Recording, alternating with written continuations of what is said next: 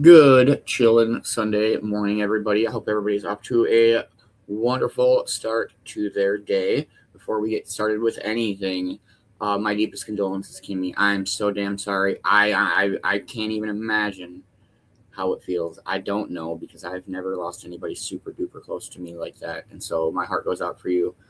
We are going to observe a quick moment of silence for Kimmy and her mom and her family. Much love, Kimmy.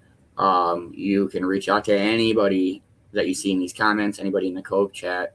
You're on the other side of the world. Don't mean you're that far away. Much love, Kimmy. We got you, dear.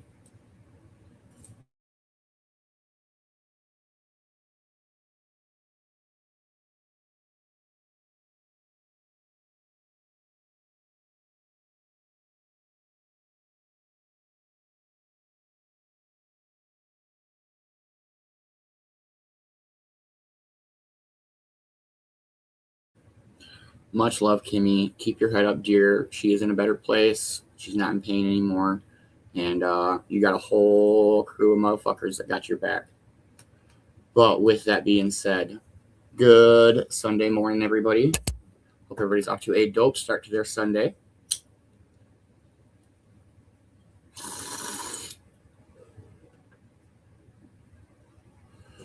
Good morning, Jeb. How are you? I hope you are having a wonderful Sunday morning. Good morning, Ma. How are you, dear? I hope you are having a wonderful morning. Good morning, Brother Boxman. How are you? I hope you are having a dope start to your day. Good morning, CJ. How are you? I hope you are having a wonderful morning. Good morning, Kay. How are you? I hope you are having a wonderful morning. Good morning, Ash. How are you? I hope you are having a wonderful start to your Sunday. Good morning, Kimmy. I hope you are having a good Monday considering. Keep your chin up, hon.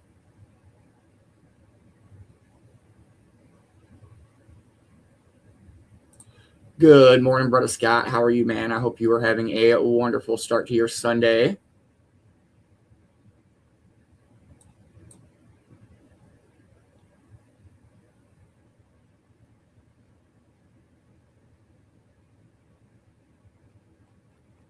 And let's wake and bake, y'all. This is a new one. Just finished this weekend. Cheers, cheers, everybody.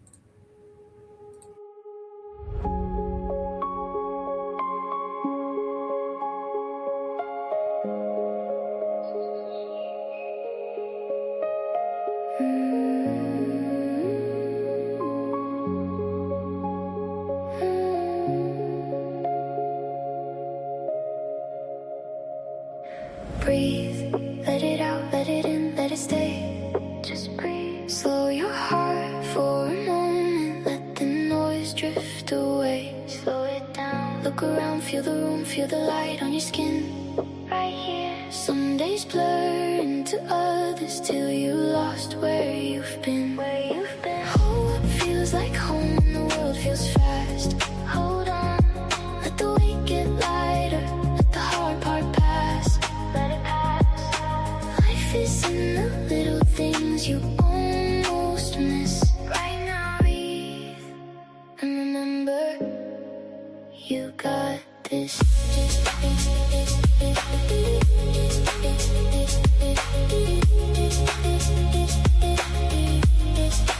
You got this.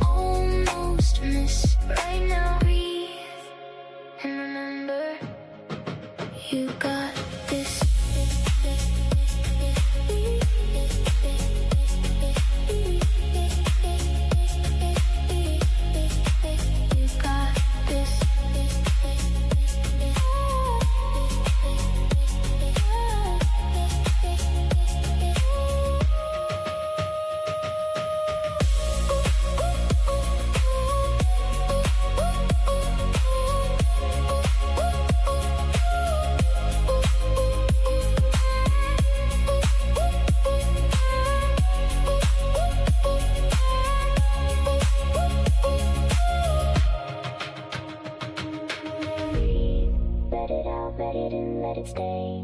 Just breathe, slow your heart for a moment. Let the noise drift away. Slow it down, look around, feel the room, feel the light on your skin. Right here, some days blur into others till you're lost where you've been.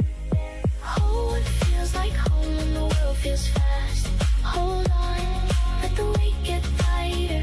Let the hard part pass, let it pass. Life is in the little things you almost miss. Right now, breathe and remember, you got this.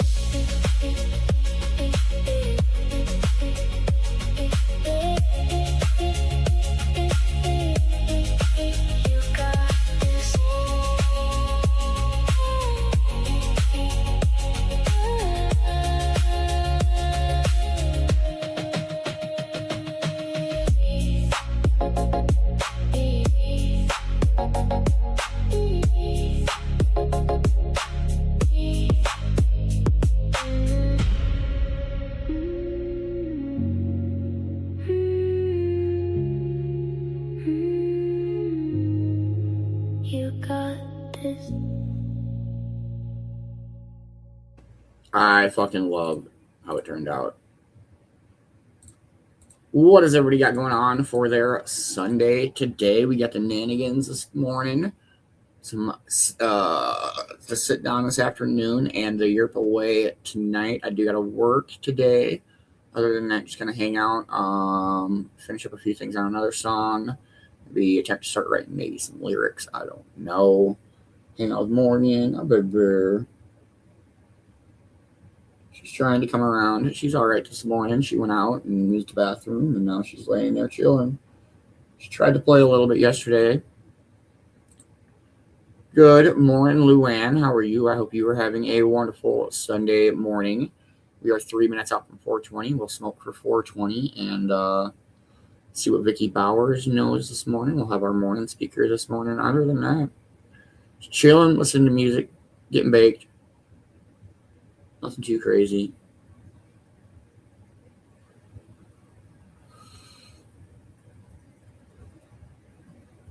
Two minutes out. What is everybody smoking on this morning? I'm still smoking on my mixed greens and smoking on leftover vapes. Hey, I don't blame you one bit, Kimmy. One bit. You take your time. You'll be kicking ass before you know it. I'm sure there's some Blue Dream in here somewhere. I'm sure it's all mixed up.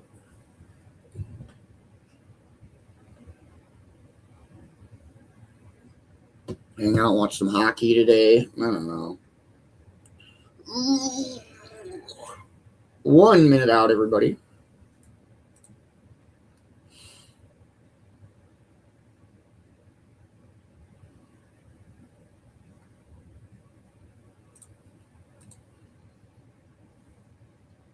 Other than that, yeah. It's been a pretty good morning. Slept in a little bit and was up and drinking coffee and watching the weather and went out with her for a little bit. And it is chilly out here this morning, but they're talking 60s, I think. Well, 58 now. It was 60 yesterday, but that's all right.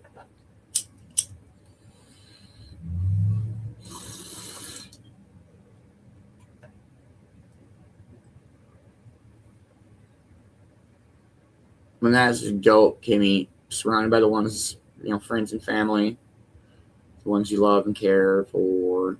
That's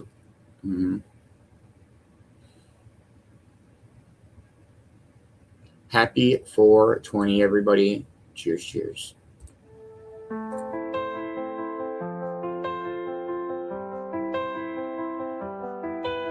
The morning light, it finds my face. A quiet moment, a sacred space. I roll it slow, let with smoke arise. A prayer sent out to open skies. Inhale the calm calm, exhale the pain. Each breath a balm like a gentle rain. It's more than a ritual, it's how I feel whole. This isn't for escape, it's for my soul. I smoke for my soul to find my peace. A moment of grace where the worry cease. Each breath I take brings a healing light. I smoke for my soul, it feels so right. With every toke, I hear the call. A shared connection, uniting us all. From the cove's embrace to this morning's glow. Together we rise, together we grow. The herbs are blessing, the coffee's divine. A communion of hearts, a sacred time. Inhale the truth, let the spirit flow. For in this moment we truly know. I smoke for my soul to find my peace. A moment of grace when the worry cease. Each breath I take brings a healing light. I smoke for my soul, it feels so right.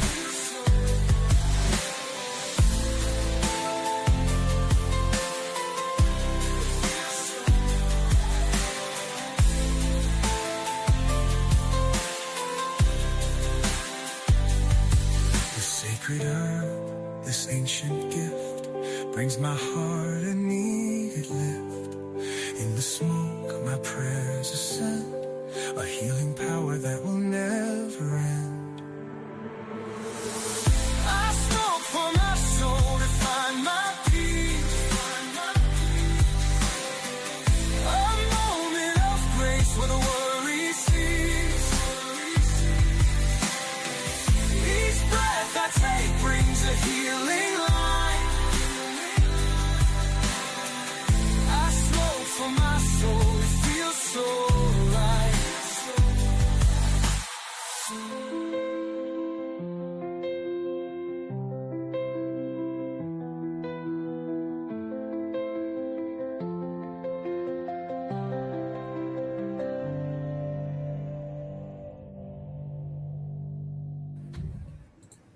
Such a great song. Yeah, I don't know, it's been a pretty good morning. Not a whole lot for news, really. Worked for a little bit last night, and yeah, there's a lot of really shitty sunrises this morning, so I found this one is pretty good. It's sunny here today. I mean, kind of partly cloudy. It looks like it could rain at some point, but all right, let's play a song and see what Vicki B knows. Cheers, cheers, everybody. Oh, you're welcome, CJ.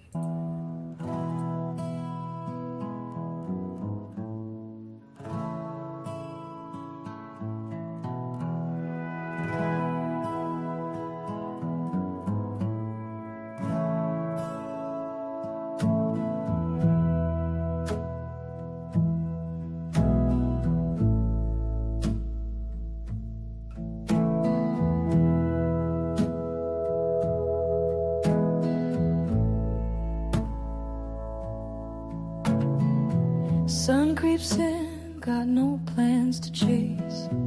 Coffee hot and the world moves at its pace. Grinding slow while the breeze rolls by. Packing on my pipe as the seagulls fly. Smoke curls in a sleepy swirl. Feeling more like me, not missing the world. Start real easy, a breath real deep. Let the day unfold and no words to speak. Packing up my pipe just to greet the day. With nothing on my mind, nothing in the way. Smoke in the sunlight, toes in the sand. Peace in my chest and a lighter in my hand.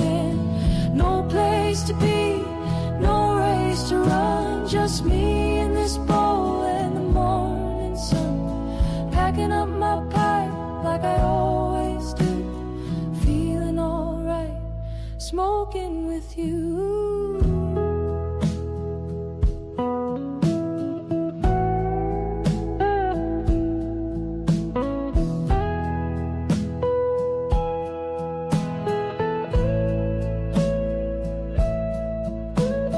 Tastes just right when you hit the bowl. The cove is quiet, let the coffee steam roll. Bare feet pressing that soft warm ground, just puffing and listening to morning sounds. Birds above and the waves below. I'm feeling that rhythm and letting it go. This pipe's been with me through thick and thin, so I light it again, let the peace creep in. Packing up my pipe just to greet the day, with nothing on my mind, nothing in the way.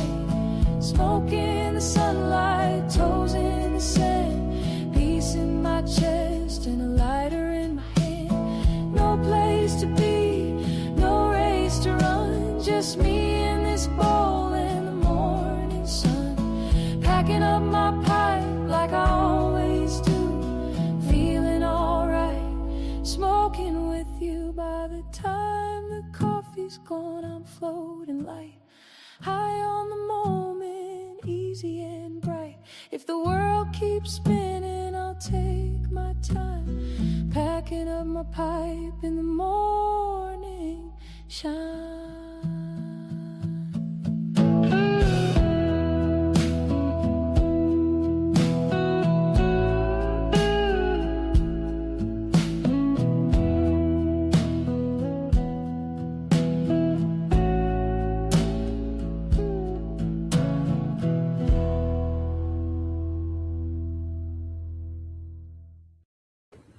All right, Vicki B, what do you got for us on this Sunday?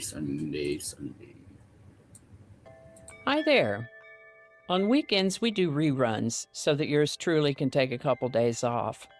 Look for a fresh new episode on Monday. Meanwhile, please enjoy this episode from this day from a previous year. Thank you so much for your indulgence and loyalty, and have a great weekend. Enjoy!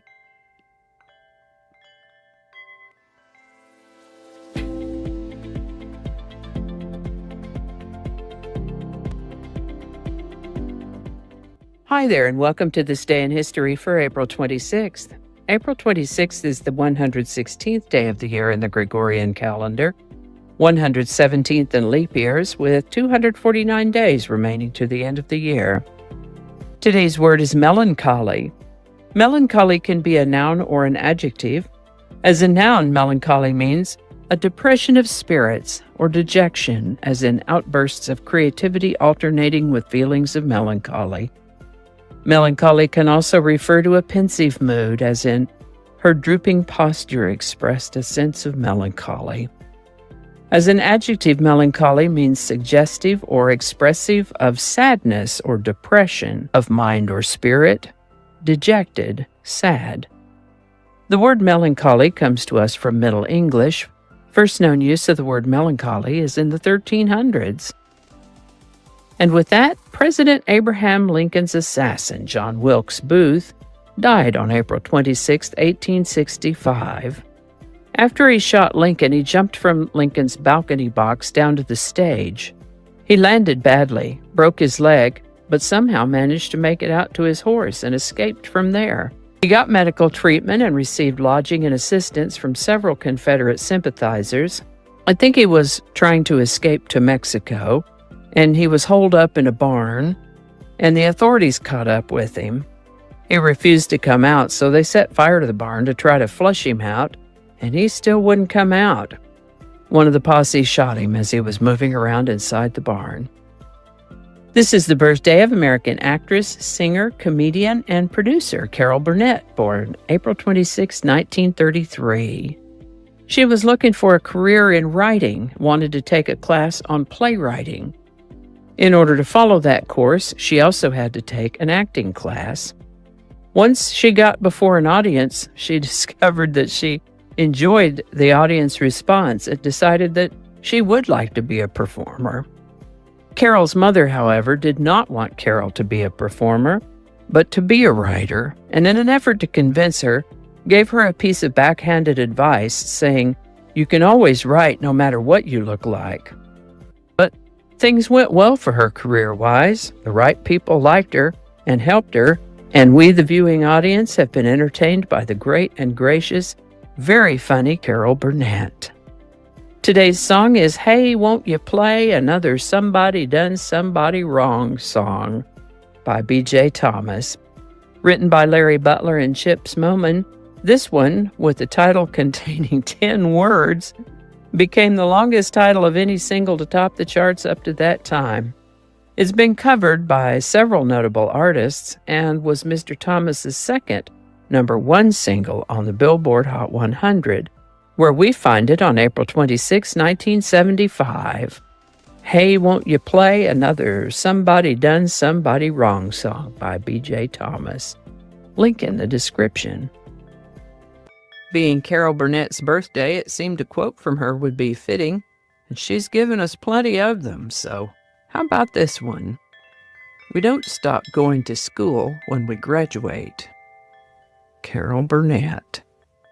All righty, y'all take care. Be good to each other. I'll see you next time. And I think that's going to do it for us today. Thank you so much for watching.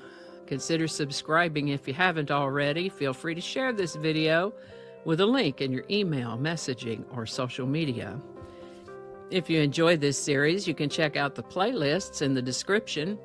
You can find me on BitChute, Facebook, Odyssey, Rumble, YouTube, and X, as well as on a blog page called No Really. All those links are in the description. Alrighty, that's all I can think of right now. Thanks again, and I'll see you next time. Much love, Vicki B. Thank you so much for this day in history every day. We super duper appreciate you. If you are not following Vicki on the platforms that she mentioned, please make sure you do. Check out to buy her a coffee, and I hope you're up to a wonderful Sunday. Hey, good morning, Vicki. How are you? I hope you are having a wonderful Sunday morning. Good morning, Amber. How are you? I hope you are having a dope start to your Sunday. All right, our song of the day.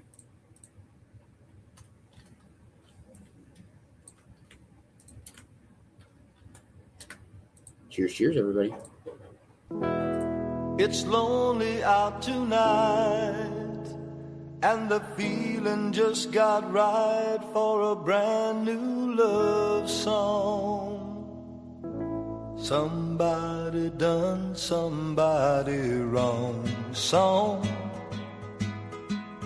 Hey, won't you play another somebody done somebody wrong song, and make me feel at home while I miss my baby, while I miss my baby. So play for me a sad melody, so sad that it makes everybody cry. A real hurting song about a love that's gone wrong, 'cause I don't want to cry all alone. Hey, won't you play another somebody done somebody wrong song, and make me feel at home while I miss my baby, while I miss my baby.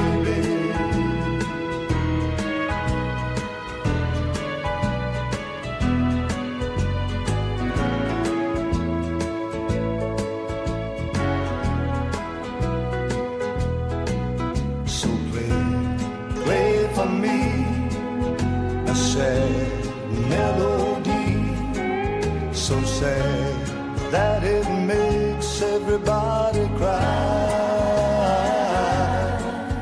A real hurting song about a love that's gone wrong, 'cause I don't want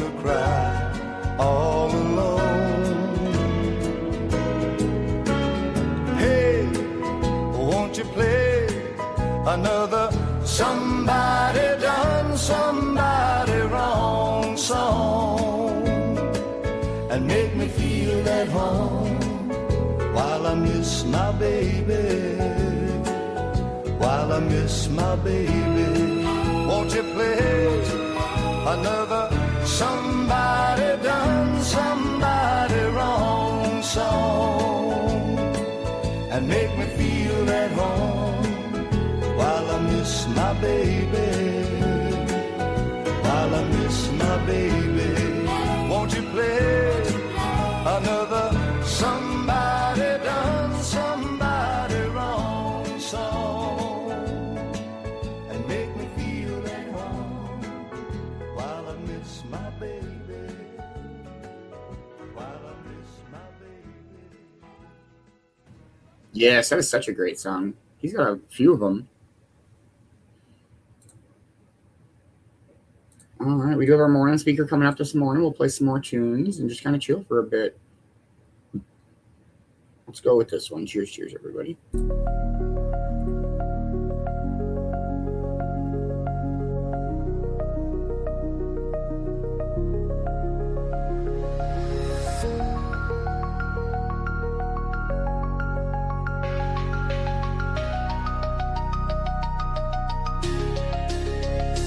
Float and fade, let your worries slide. Clouds above and calm inside.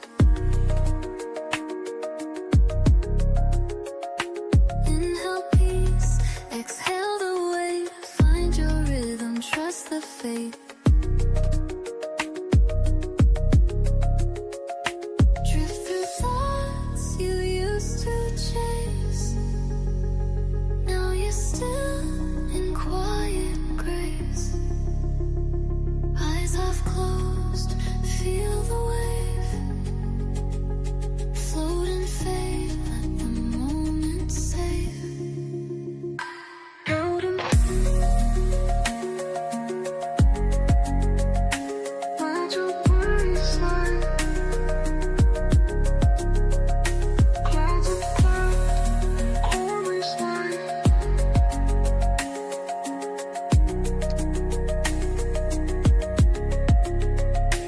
Inhale peace, exhale the weight. Find your rhythm, trust the fate. Truth through thoughts you used to chase. Now you're still in quiet grace. Eyes half closed, feel the wave. Float and fade, let the moment save.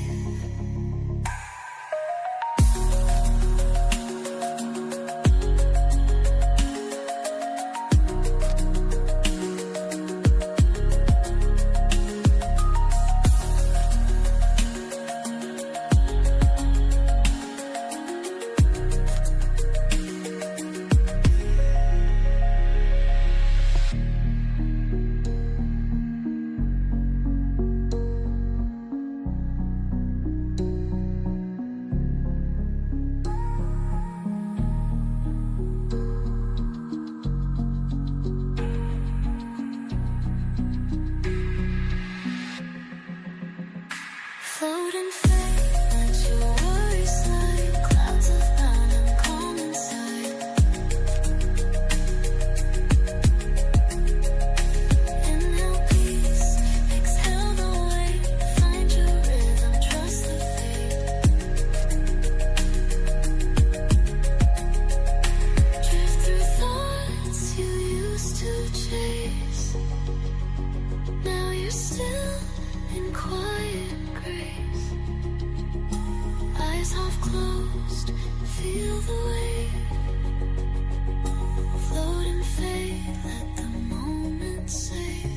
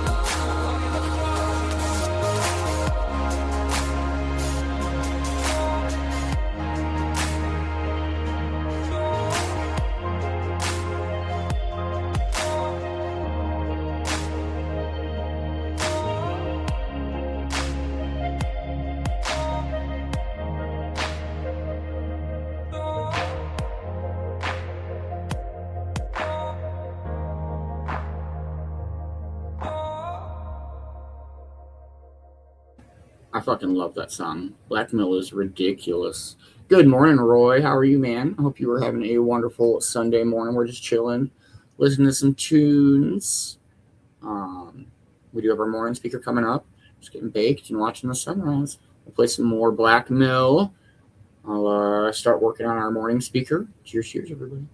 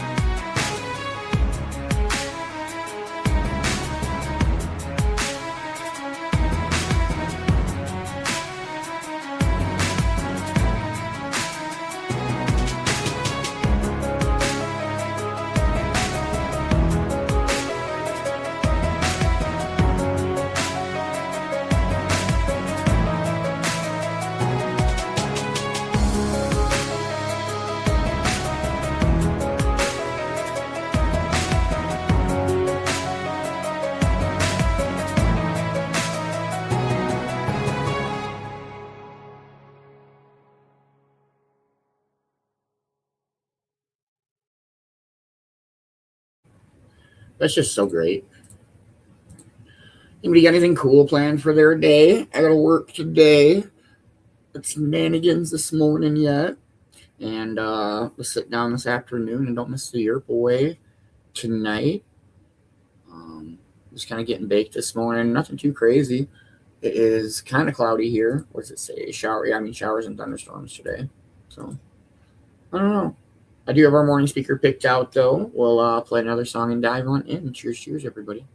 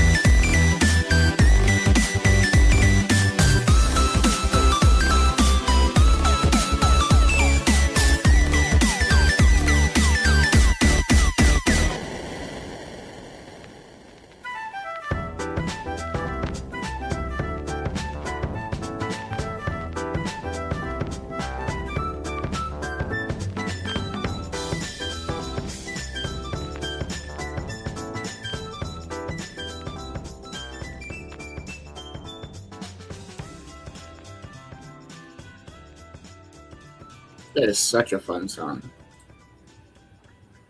That is The Fat Rat. I enjoy The Fat Rat. They got a bunch of great songs. All right, this morning's morning speaker is Dr. K.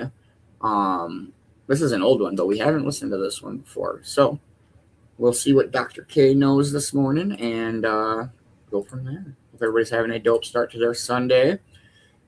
What up, dude?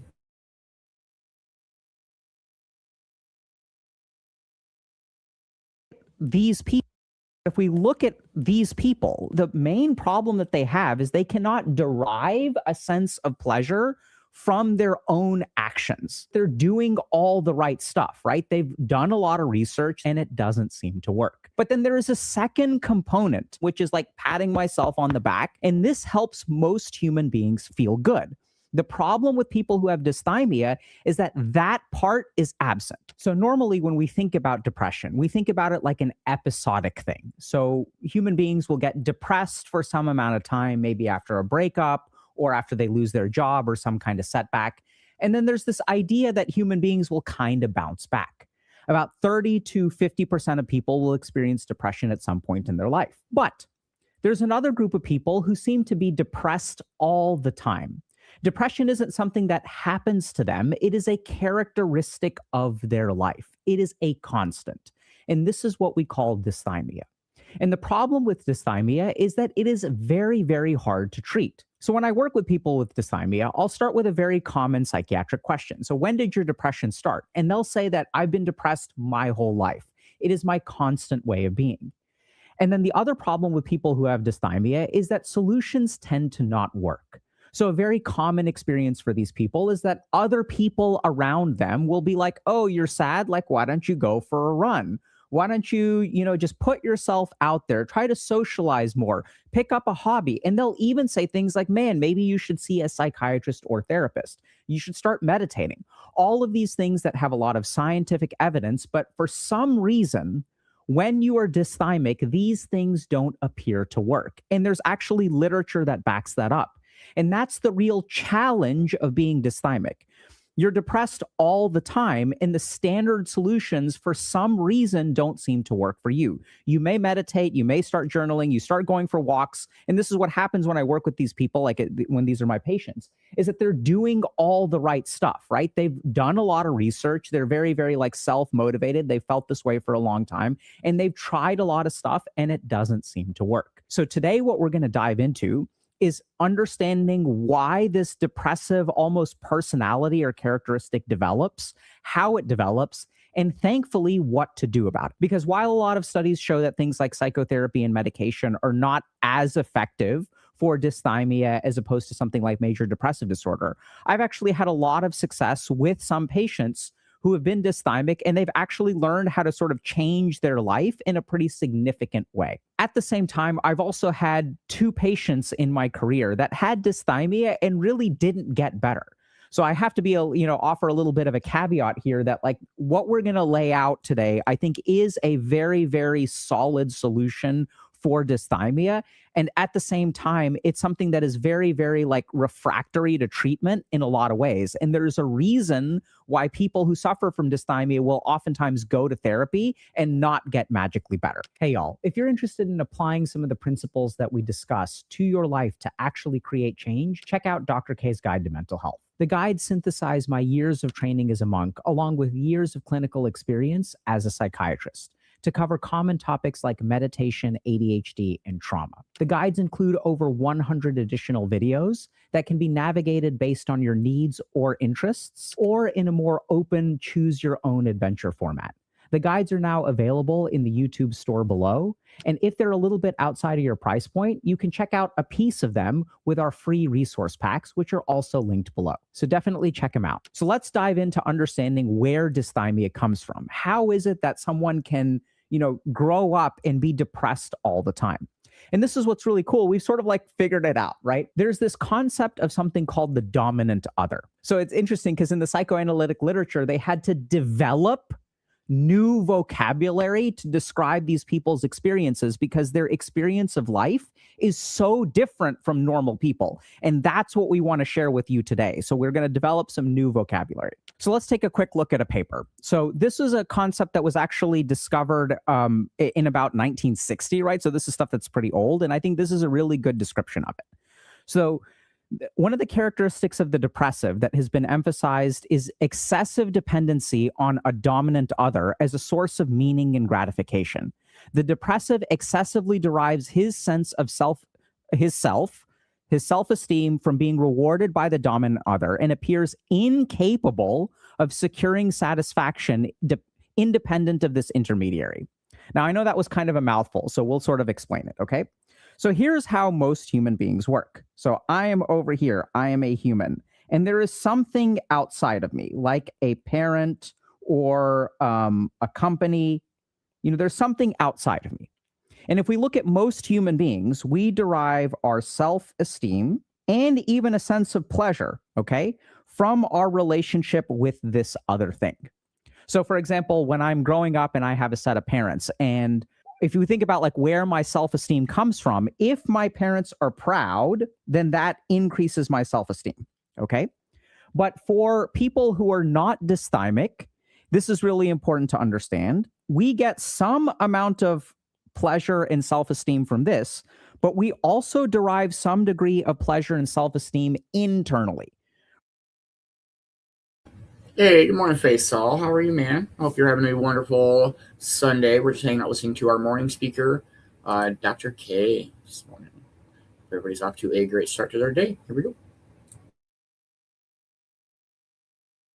Right? So if I take a child who's like, when I was a kid, right, I would like to play with Legos.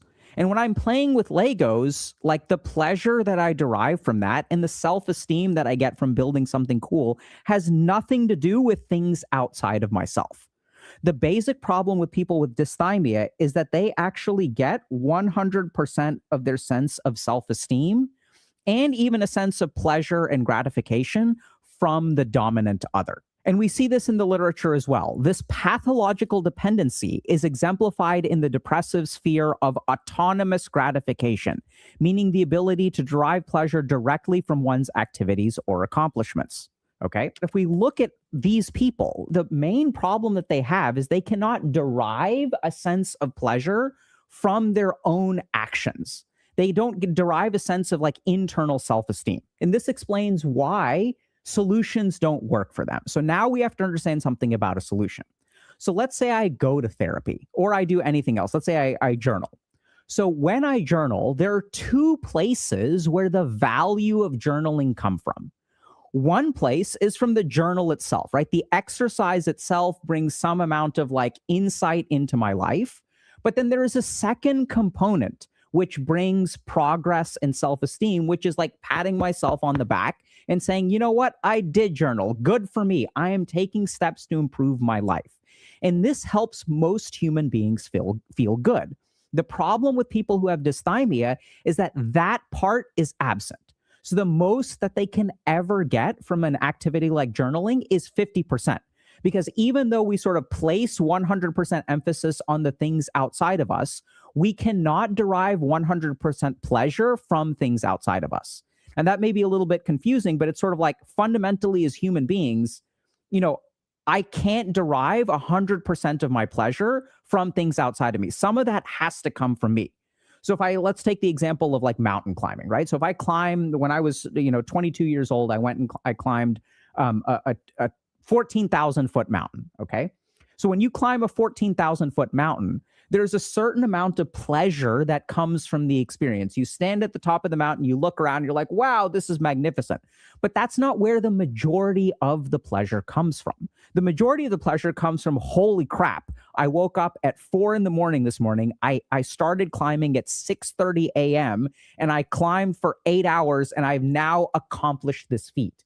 There's a sense of autonomous or internal gratification. And this is what is denied to people with dysthymia. And this is also why people with dysthymia, why solutions don't work for them, because they go on and they're like, okay, so someone's saying, go climb a mountain. They climb a mountain, but they only get 50% of the pleasure. People say, start journaling. They only get 50% of the pleasure. People say, start meditating. They only get 50% of the pleasure. They are denied this sense of internal accomplishment. So then the question naturally becomes, why is that? How are these people different? And this is where you see particular patterns in these people's upbringing. So I'll illustrate what I've seen very commonly kind of as a therapist, okay? So the first is that there's something outside of you that determines all of your self-esteem. So this can be something as simple as parents who expected way too much of you. So when I work with patients, these are the kinds of things where it's like, okay, if I get a 95 on a test and I get an A+, my parents are still unhappy with me because I'm not number one in the class. That kid down the street is number one in the class. My I'm a doctor practicing in this particular city, and there's a colleague of mine who's also a doctor who's practicing in this particular city, and that colleague's child is number one and you're not number one. Therefore, I feel inferior and nothing you do is ever good enough. So if you sort of grow up with this kind of pattern, what that means is that like your sense of gratification comes entirely from this omnipotent being, right? You struggle so hard to do a good job. And if this powerful figure above you that dominates your life is happy, then you are happy. And if they are unhappy, then you are unhappy. Their parents don't allow their children to be happy on their own. So what this results in is I'm over here, right? And then here's the dominant other, here's my parent. And normally 50% of my self-esteem comes from my parents, 50% comes from me. But in people who are dysthymic, this 50% gets converted over here to 100%. And now my whole life is about satisfying this person. Now, this does something very, very subtle and very, very important, which is that this person, then the child, learns one really important lesson about life: happiness from the outside, right? They are denied the ability to be happy with themselves. Now, this frames the way that they start to live life. But there are a couple of other scenarios that can result in this fundamental change. So this is another one that I think oftentimes is missed by a lot of people. This is so interesting. Sometimes the dominant other is actually someone that you as a child take care of. So this is going to be kind of hard to understand, so I'm going to try to explain it, but it's really important to understand, okay? So sometimes I've worked with patients who have parents who are like physically ill, chronically ill. And what happens is this parent starts to rely on the child for their health, their happiness, and their well-being.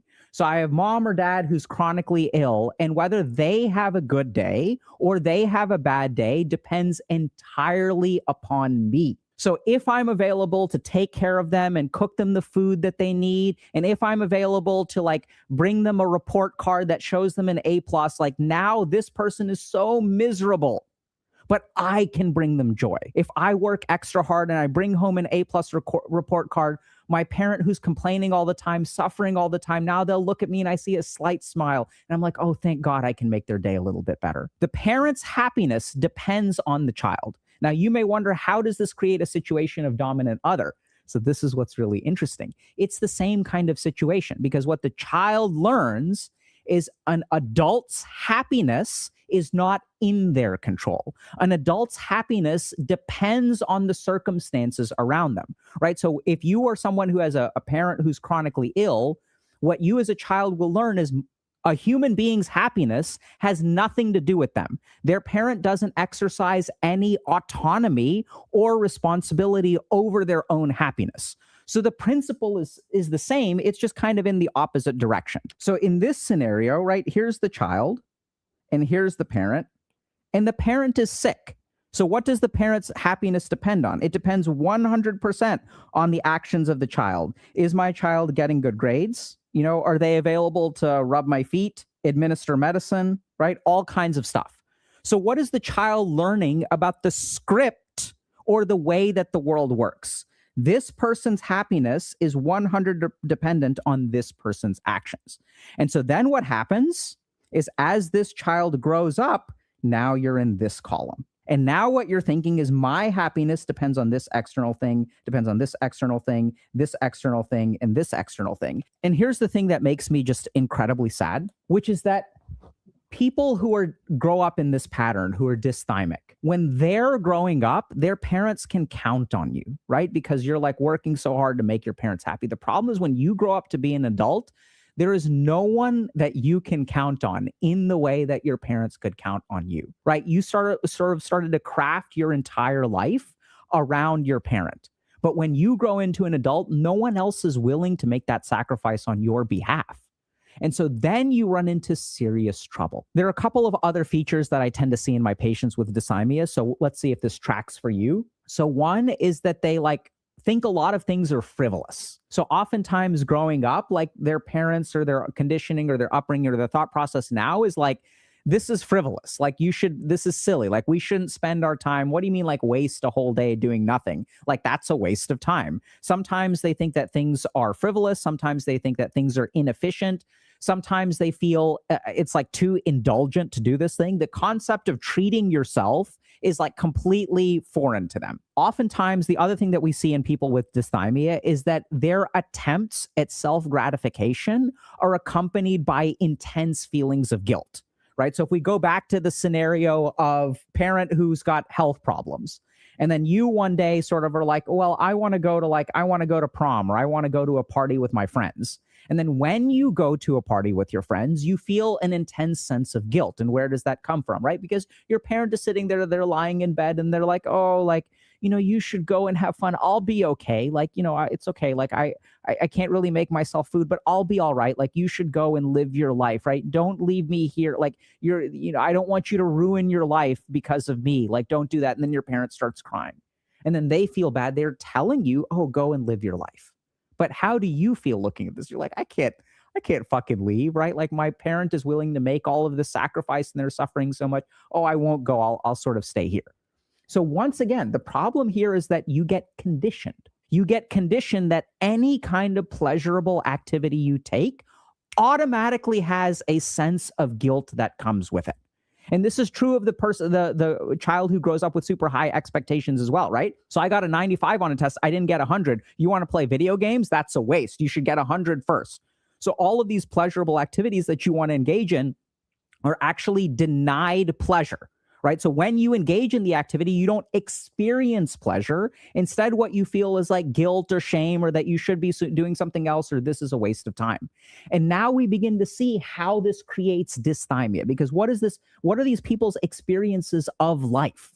Their experience of life is that things don't bring them pleasure, right? Other people are able to socialize, they're able to go to parties, they're able to go on vacation. But people with chronic dysthymia, there's always this depression lurking in the background that is squeezing the joy out of your life from all of these different like activities that normies can experience joy from. Therefore, the future depressive has been trained to fear his own activities.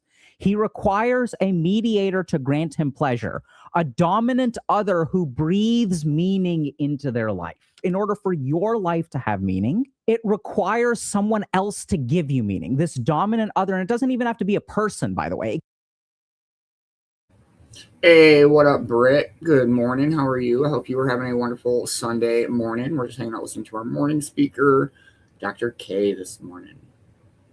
Hope everybody's having a great start to their day. Here we go. It can even be things like a religion or like something like the army, like where there's this other factor outside of you that determines whether your life is good or bad.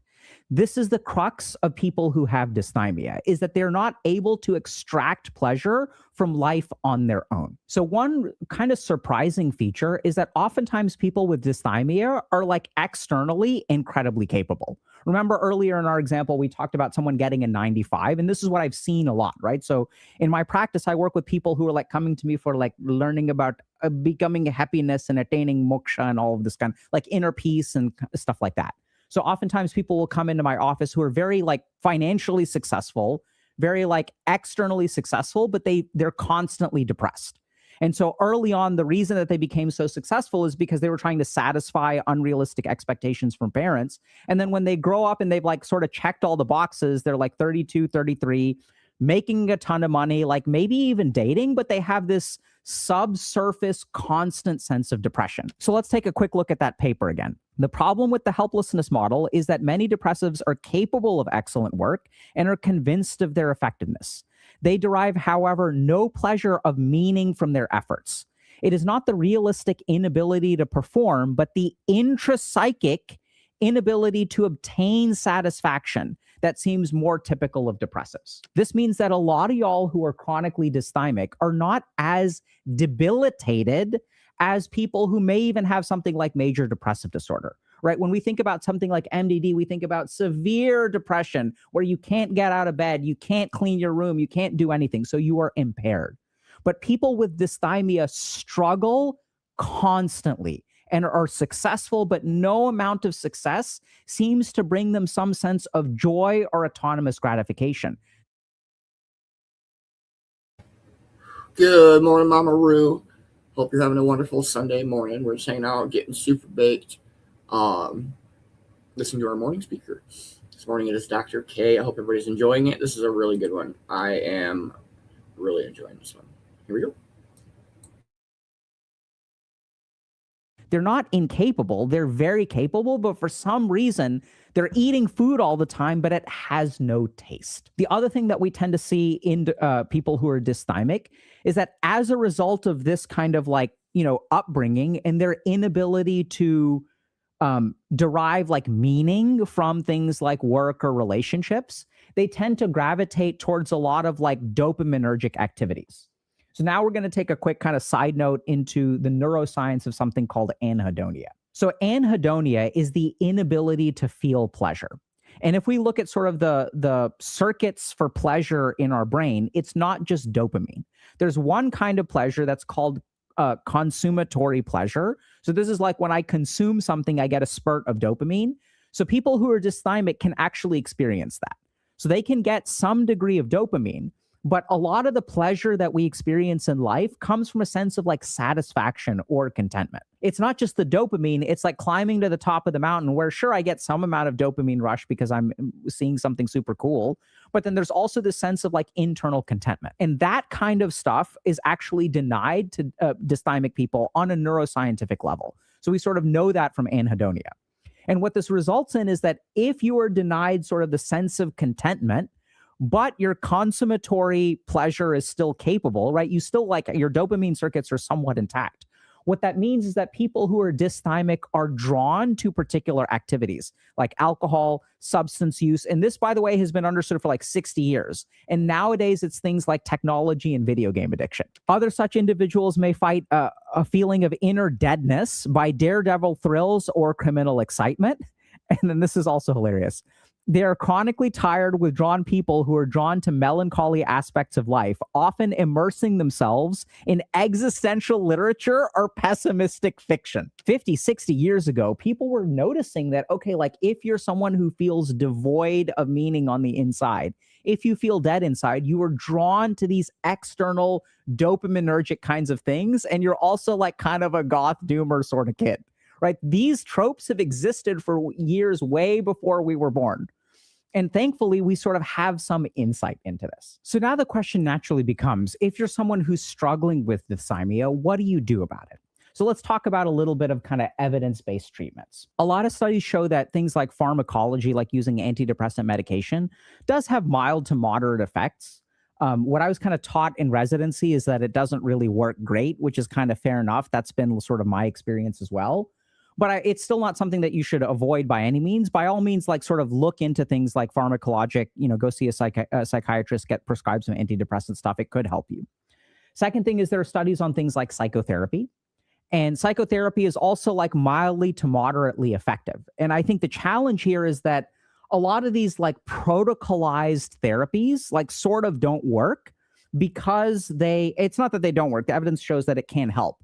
But there is a particular problem with going to see a therapist, which has to do with the way that a dysthymic person sees therapy. So the problem is that going to see a therapist falls into the same trap that reinforces the dysthymic person's patterns. Okay, now what does that mean?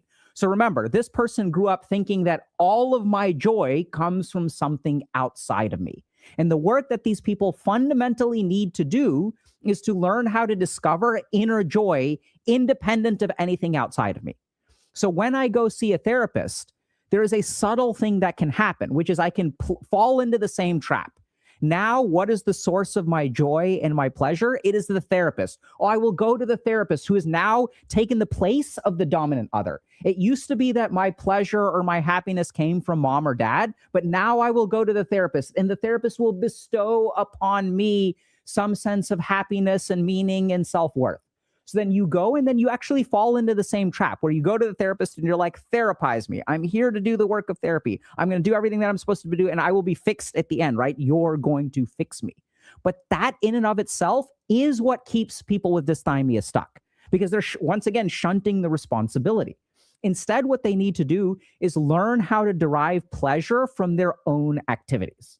Now, the question becomes, how do you do that? The first is that, like, we notice that all of their human relationships are not about the joy that you get by being with this person, right? Y'all aren't just like chilling. You can't just hang out. Your relationship with this person is once again like the dominant other. Like, if I am in a relationship, the relationship will make me happy. Instead of just chilling with your partner and vibing and doing nothing and just enjoying their presence, you are engaging in relationships to extract pleasure and bring this happiness from something outside of you. This also applies to all of the work that you do, right? So instead of like work being about like being satisfied with yourself, you are always working for other people's approval. This has to change. It starts by noticing this pattern of anything that you engage in. Are you thinking this is going to make me happy? And I want y'all to really think about that phrasing for a second, right? Because in that, who controls the making happy? This will make me happy. This is an outside thing. The dominant other is acting on me and will make me happy. So I'm losing all of my sense of responsibility, which is the problem. So the first thing is to notice that pattern. The second thing to do is, as you engage in particular activities, what you will find is that guilty voice, that voice telling you this is inefficient, this is a waste of time. It's going to be some kind of guilt or negativity that comes with pleasurable activities. Now, I want y'all to think about like how screwed you are if that's what happens, because there are some things that bring us pleasure in life. And when the things that bring us pleasure and meaning in life make us feel guilty too, it's like, wait, what? It's like, okay, here I have a sandwich and I'm going to put some trash on top. Anytime I take a bite of a sandwich, I'm going to put some trash on top. So you're depriving yourself of the positive experiences of your life by the feeling of guilt that you layer into it. So when I work with my patients, usually what we do is we really try to find that guilt. So when you try to do something that's pleasurable, like, what are the things that make you feel guilty? And the crazy thing is you actually want to move towards those things and then really try to just experience that kind of in the moment, experience it, notice the guilt, set it aside, but really try to engage with it. If you're, so I had a patient who was like 36 years old and they really loved Legos. And then like something happened and they got punished when they were at the age of 8. They did something as an 8-year-old and their parents were like, no more Legos for you. They took all their Legos and they never got them Legos again. And they, anytime they would ask for Legos, like the parents would be like, no, you shouldn't be doing Legos. You should be doing this instead. Like you should be focusing on your studies, Alok. Focus on your studies. This isn't me, by the way. My parents let me play with Legos. So now what we really want to do is practice engaging in those things that actually make us feel guilty. And we want to kind of acknowledge the guilt. And we want to sort of like see if we can find some way to derive pleasure without the guilt. It's actually an internal work, not an external work. And that's the problem that these people slip into, is they're assuming that if I go through the motions, the good stuff will happen. Then I will be happy, but they don't do the internal work. The next step that we usually have to take is we have to acknowledge all of the repressed thoughts. So usually what happens if we look at people who are dysthymic is, as a result of this conditioning, there are a lot of natural reactions that arise within us, right? So like when I get a 95 on a test and my parents say, why couldn't you be number 1? There's a natural reaction of like, hey, can't you be proud of me? Like, I was proud. Like, I come home and I'm so excited because I got an A, right? And all you've ever wanted from me is get a 4.0 GPA.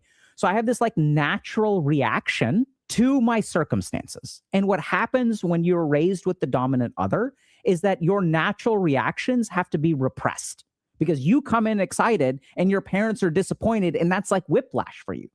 So in the stage of healing, what we have to do is start uncovering these reactions. A great way to do this, and this is kind of like practical advice that I give to my patients, is do things that are a little bit impractical. Do things that are a little bit indulgent.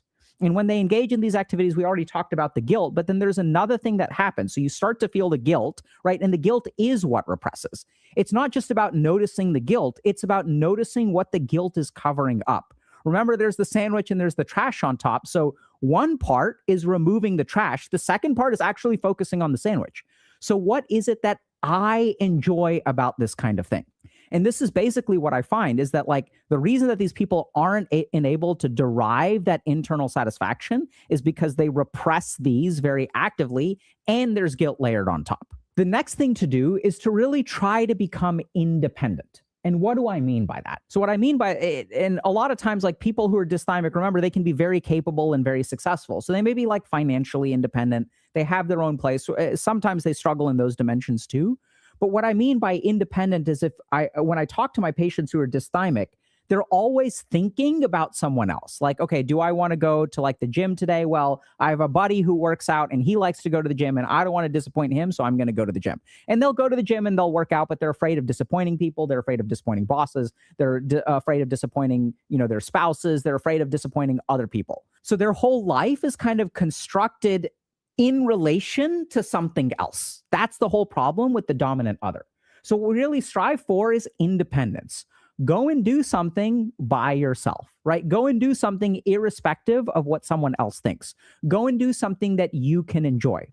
Now, this is once again the trap that they fall into. So when they hear that advice, there's a very easy way for this to end up not helping you at all, which it's kind of so subtle and so hard to understand.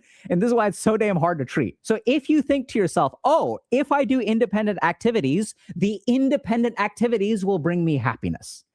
Same fucking trap. Do y'all get what I'm saying? Like, I don't even know how to put this into words, but like the independent activity, that will be my salvation. If you fall into the trap of thinking a therapist will fix you, an independent activity will fix you, meditation will fix you, it will not work. The independent activity will not fix you from the outside. When you engage with the independent activity, don't look at it outside of yourself. Pay attention to it within you. What do I enjoy about this experience? Am I feeling guilty? How do I derive pleasure? And to practice being by yourself and really digging around inside of yourself for some kind of pleasure. Now, the last step, which is absolutely necessary, which is oftentimes the reason that people also get sabotaged, is as you start to walk down this road, the people around you will punish you for it. So this is something that is so sad, but I work with so many people who have all kinds of diagnoses. And what tends to happen when they start to make progress in their life is the people around them punish them. So if you are someone who has been dysthymic your whole life and you've been like thinking about the dominant other, right? You've lived your life to make your boss happy, your spouse happy, your parents happy. And then once you start living for yourself, they are not going to like it, right? Because they've expected, like this is the person that I can call at the drop of a hat. You may even derive some positive sense of ego. People call you a great friend. They're like, oh yeah, this person is always available no matter what. I appreciate you so much. They'll say this kind of crap to you, right? And you may derive some degree of pleasure from it. That's the problem from the dominant other, is the only time you feel good about yourself is when they tell you, oh, you're such a good person. But then in order for you to feel good about yourself, you have to continually sacrifice for the sake of the other person. And when you are continually sacrificing for someone else who does not sacrifice for you, you cannot be happy. This is the trap of the dysthymic. Something outside of me makes me happy. So I constantly have to chase it. And no matter how much I chase it, dude, you can never be at peace if you are constantly chasing something. And so as my patients start to make progress, the people around them are not happy with it. And then they start punishing them. And if you have not done enough internal work, then that punishment will be too hard for you to handle, and you'll end up cracking and you will sort of go back to your old patterns. And so this is the tricky thing about sort of overcoming this dysthymia, is that there are a lot of steps to it. But the challenge is that, people will sort of say like, oh, okay, if you're dysthymic and you're too dependent on other people, start by being independent. Just be more independent. Just go do these kinds of things. But that doesn't work. In my experience as a psychiatrist, there is a sequencing to this stuff that is very important. You can't just strive for independence, piss off all the people who have come to expect of you being a doormat, and the punishment that they give you is going to be too much for you to handle until you've done the work of understanding the guilt that you feel, right? Because when they impose guilt upon you, that's going to pile onto the guilt that you feel, and it's going to make things like overwhelming. So the key thing about this process is that people will look at some of these solutions and they'll say like, okay, I have to do the solution, then I'll be fixed. It doesn't work like that. Recovering from dysthymia, the best analogy I can give y'all is it's a little bit like assembling furniture. there's a bunch of pieces, and you can look at a picture of, let's say, like, a cabinet that's been put together. But you can't just put together the walls of the cabinet. You have to do a lot of internal work. You have to put together the drawers, put together the shelves, and then you slot them all into place. Then you create the outside of the cabinet. And that's what you need to do if you're struggling with dysthymia. You can't just jump straight to the end and become independent and find joy. It doesn't work like that. If you try to do that, what you'll end up with is something that looks like a cabinet but has nothing on the inside. Instead, think a little bit about the steps that we've laid out. Now, this is like, once again, just one clinician's take on what this has looked like when I work with them. Your road may vary, your mileage may vary. But the good news is that when I've worked with a lot of these people, like, it's pretty cool, like, how transformed their lives are at the end of this. Like, many people are like, holy crap, like, now I'm enjoying life. Like, I'm deriving pleasure from my life without being dependent on other people. Leads to a huge sense of freedom, leads to a huge sense of, like, putting down a burden, leads to, like, I'm not chasing anything anymore, so I can just sit down and chill. So dysthymia is something that, is actually way more common than we realize. Like, so we said that, 30 to 50% of people will experience depression of some form at some point in their lives. The crazy thing is, like, a third of those people will be dysthymic. So we're talking about somewhere between, like, 10 and 20% of the population struggles with this constant sense of, like, emptiness, lack of meaning. And our hope today is that we can sort of illustrate a little bit of this problem for you so that you can take a couple of steps and hopefully move in the right direction. But remember that just because you watch this video and you follow the steps doesn't mean that the happiness will come, right? You have to do the internal work, which I know is hard because you're like, I don't know how to do that, because your parents conditioned you to never do that internal work and just focus on making them happy. So it's like, it's a real tough nut to crack, but good luck with that.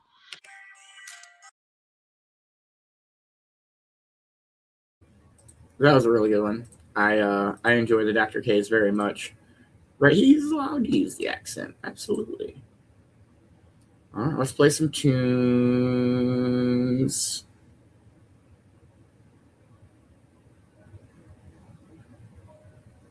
All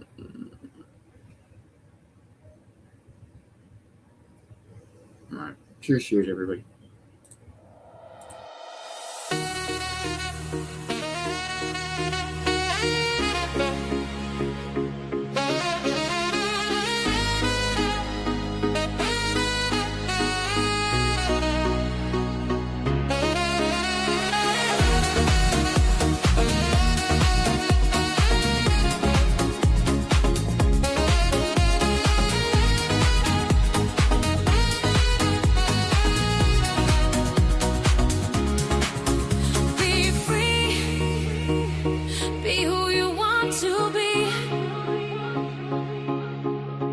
No chains, no walls, just live and you'll see.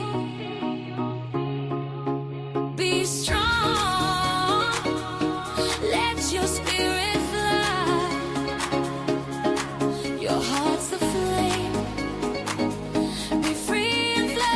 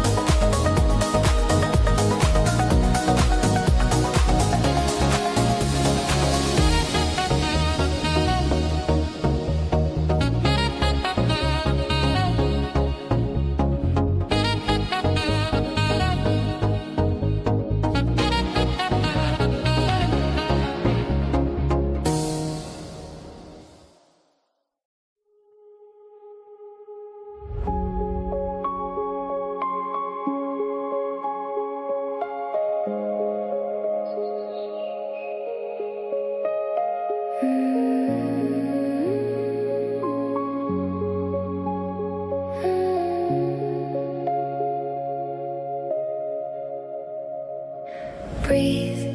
Let it out, let it in, let it stay. Just breathe. Slow your heart for a moment. Let the noise drift away. Slow it down. Look around, feel the room, feel the light on your skin. Right here. Some days blur into others till you lost where you've been. Oh, what feels like home when the world feels fast. Hold on, let the weight get lighter. Let the hard part pass. Let it pass. Life is in the little things you almost miss. Right now, breathe and remember you got this.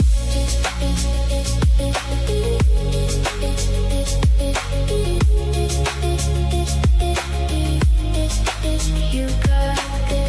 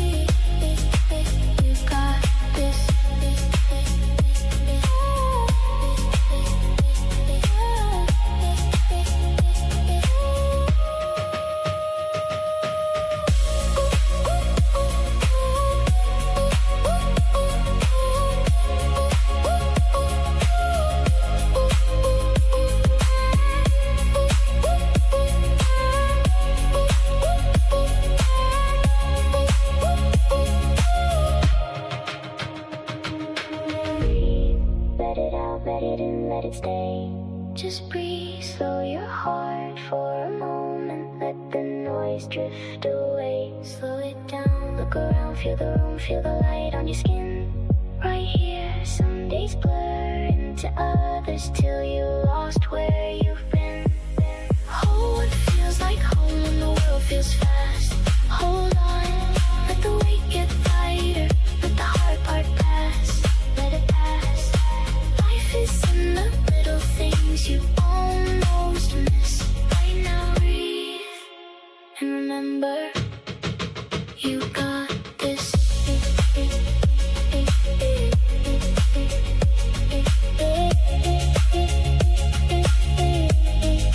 You got this.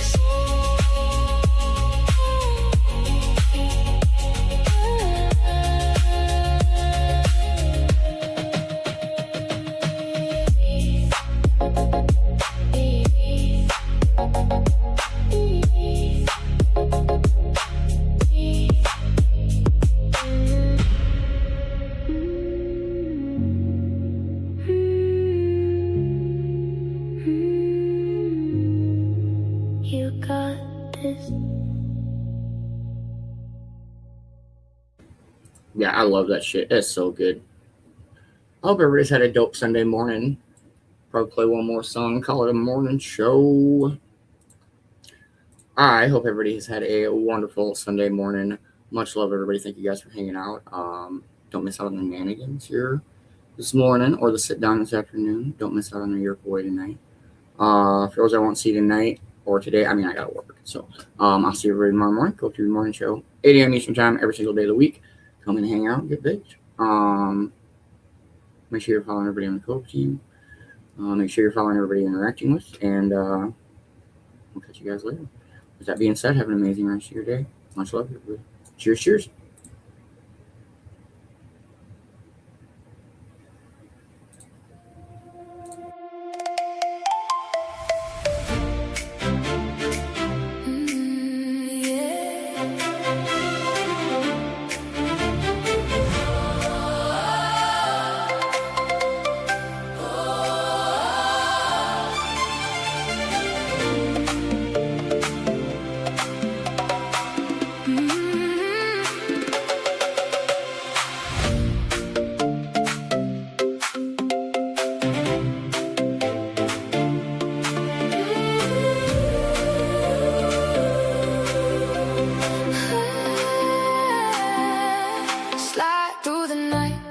bass turned up. See you glow and it's just enough. Light one slow, let the stress fall off. Laugh so hard that we both get lost. Your vibe, it's clean, it's my favorite song. 2 steps, smooth while the night rolls on. No big talk, just a rhythm that fits. If it feels this right, don't question it. Hands up high, let the worries dip. One more breath, just one more hit. When the sun dips down, let me pull you near. No debate, no doubt, just disappear. Just feel it. We don't need a speech. Hand in your hand and the worries out of reach. One slow pull, watch the daylight dim. Stars show up when the bass kicks in. Just feel it. Flow on clouds, it's just you and me. Laugh in the smoke where the night stays clean. No labels, no pressure, no map to trust. Hit play again and let it move through us.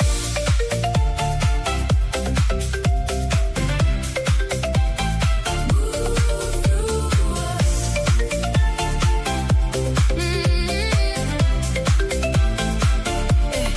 It's just us, let the moment stay. We don't need nothing else in the way. Small little grin and the room feels warm. That's all it takes to calm the storm. You say my name and the tension quits. I take one pull and I'm back in bliss. We don't gotta label what this might be. It's you, it's me, and the melody.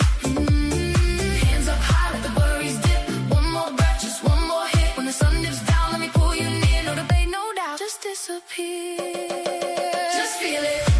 We don't need a speech. Hand in your hand and the worries out of reach. One slow pull, watch the daylight dim. Stars show up when the bass kicks in. Just feel it. Flow on clouds, it's just you and me.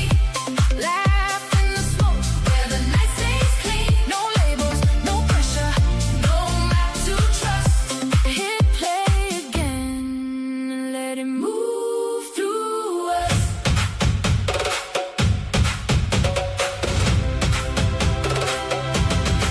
Let the horns breathe, let the strings confess. When the music speaks, it says it best. Hold that hush for a second, then lift back to the groove in the gentle drift.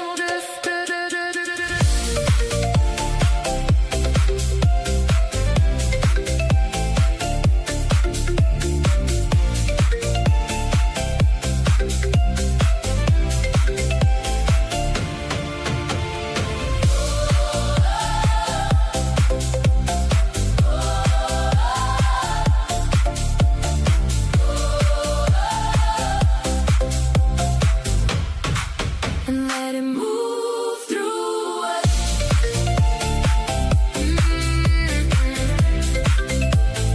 Move through us.